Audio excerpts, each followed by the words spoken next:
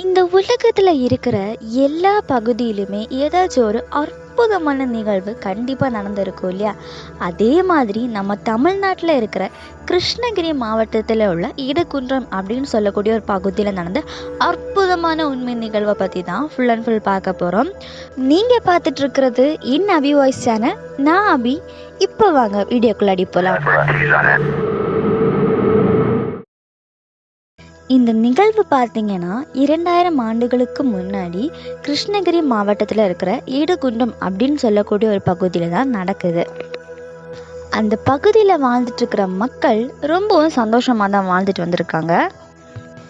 அங்கே இருக்கிற எல்லா மக்களுமே தினசரி வேலைகள் முடிச்சுட்டு அங்கே வீட்டுக்கு கிளம்புறப்போ ஒரு வகையான வித்தியாசமான கல்லை பார்த்துருக்காங்க.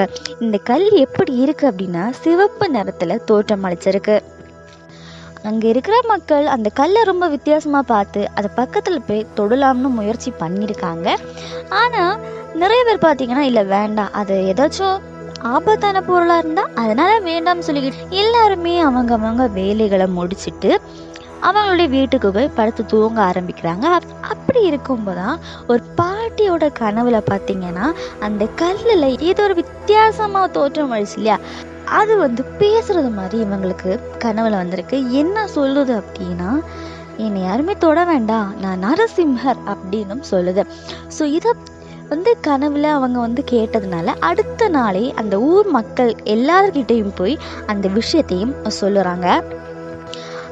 அப்புறமா அந்த ஊர் மக்கள் இந்த கல்லை பார்த்தீங்கன்னா ரொம்பவுமே உற்று பார்க்குறாங்க. அப்போதான் இவங்களுக்கு ஒரு உருவம் தெரியுது. அந்த என்ன உருவம் அப்படின்னா நரசிம்ஹரோட உருவம். அது ரொம்ப தெளிவாக தெரியுது. அது மட்டும் இல்லாமல் அவருடைய மேலே ஒரு கருடரும் இருக்கிறது மாதிரி கரெக்டாக தெரியுது.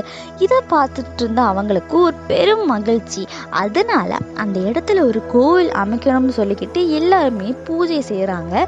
பூஜை செய்ததுக்கு அப்புறமா கோவில் கட்ட முடியும்னு சொல்லிக்கிட்டு அந்த கல்லை எடுத்து மாற்றுறதுக்காக ரொம்பவுமே முயற்சி பண்ணுறாங்க.